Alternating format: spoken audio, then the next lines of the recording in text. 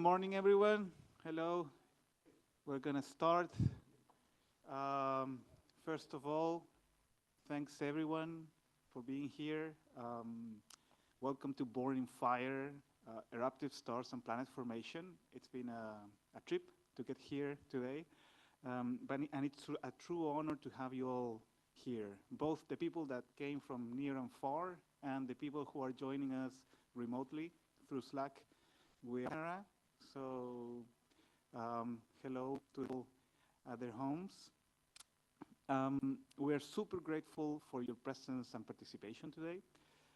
I wanted to do a special thank to our sponsors and collaborators whose support made this conference possible. All the logos here at the bottom were really, really important to make this happen. We hope you will find this event inspiring, fruitful. Lots of good new connections and collaborations can happen this week. Please be open to collaborate and connect with other people at this topic, which is super exciting. The theme of the conference, as you know, Born in Fire, focuses on the study of eruptive stars and the connection with planet formation. So, two topics that have had amazing breakthrough results in the last few years. There's been a lot going on these two topics, and we really wanted to make this conference happen. So we all get together and try to push even harder. Okay, the conference, as you know, you can take a look at the final of the program on the website. We have 7 amazing invited speakers, 30 talks during the week until Friday. We have discussion sessions after Tuesday, Wednesday, and Thursdays. Coffee breaks, of course, which are very important. We have poster sessions that we call poster bursts, no pun intended, because they are just really, really short and intense, okay?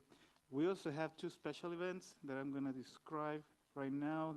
One of the important things in a conference is the coffee. The coffee is going to happen right outside the auditorium, so you don't really have to walk far to make it to the coffee break. The one thing, I have a challenge for you actually. The one thing I couldn't put on the slides is directions to the bathroom.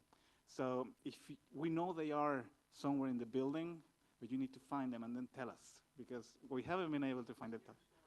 Near Starbucks, we have a winner here. An experienced winner here. Excellent. So the special events that we have for you, tonight we have a conference reception that we plan to do at the rooftop.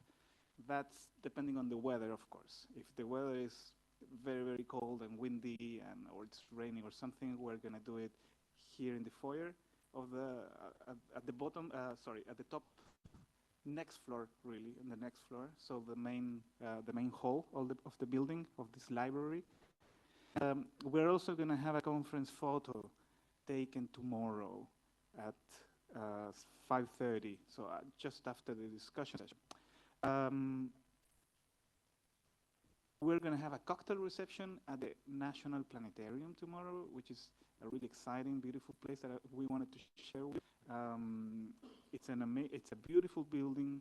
We're going to head there. There are buses to take us there. So at 5:45, we're going to leave just after the photo. And we're going to have a full dome show at 7 after some cocktails and a little food. And we're going to show you one of the few original Carl Zeiss cameras that still works. And it was donated by the Soviet Union in the 60s, and it was hidden in a basement during the dictatorship here in Chile. And it resurfaced during the 80s. So a lot of history in this planetarium. We hope that you find all these activities good for connection and networking and all that. So a very important thing is to thank the local organizing committee and the scientific organizing committee that made this conference happen. The people with the pictures here are the people you want to look for if you have questions. These people have blue cords, ribbon things here in their badges, so they're easy to find. And also, we want to thank Diego Portales staff because they've been amazing at helping us put everything together.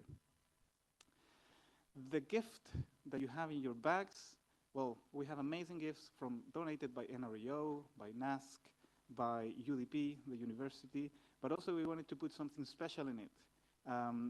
Because all of this is about eruptions and bursts and stuff like that. We have lots of volcanoes in Chile. The Yaima volcano is one of our favorite volcanoes. It's very active, and there is this chili paste that it's really, really hot that we wanted to share with you guys. And it's called the Yaima's Fury del Llama. And also we added, or I think we have two options, either the paste or the mercan, which is the typical seasoning of the Mapuche people of the land of the south of Chile. So we hope you enjoyed that. And very important, Wi-Fi is available. You just need to connect to NRAO's UDP. And it's a very simple registration that you need to do. Just write down your email and you'll be connected, okay? So it's super, super simple.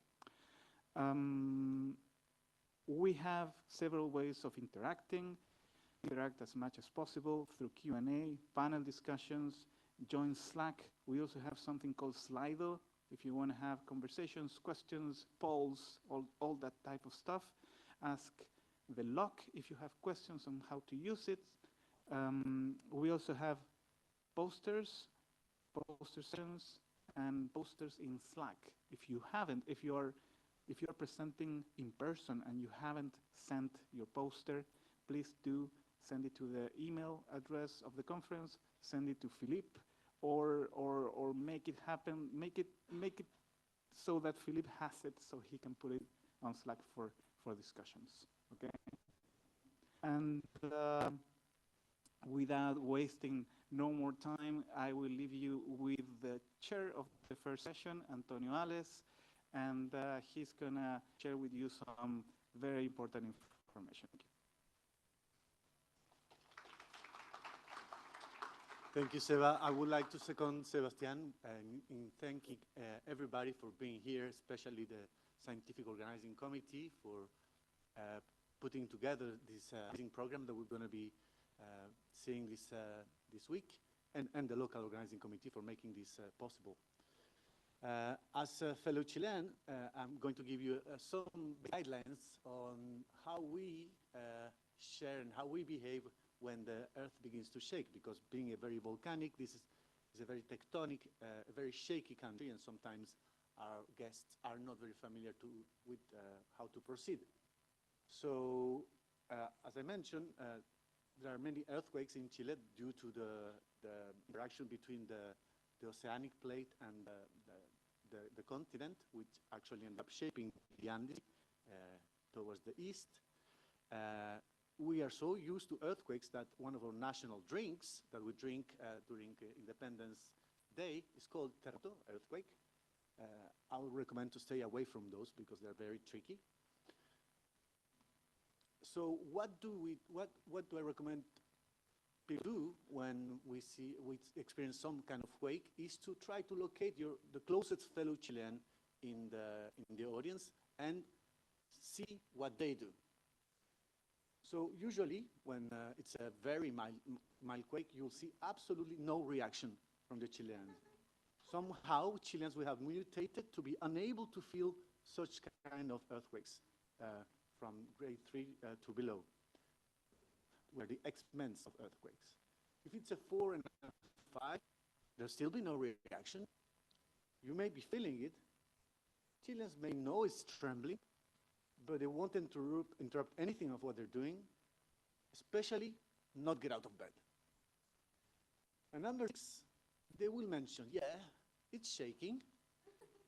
You may feel like it's the end of the world. Nothing will. Do not run outside. If dangerous, stay calm and observe what the Chilean people do. In a number 7 and above, yeah, this is a good one. Now we can start talking about earthquakes. In other countries, it's cataclysm, but not in Chile, because actually most buildings, together with Japan, have been built to very high standards to be able to overcome this kind of quakes. If possible, tries to stay away from windows, but you're probably better off staying where you are rather than running away. It's an 8-1. Try to hold on to something because things are going to start moving. Here it's very important to stay away from glass windows. And if it's 9 and above, you should start praying because this may really be the end of the world.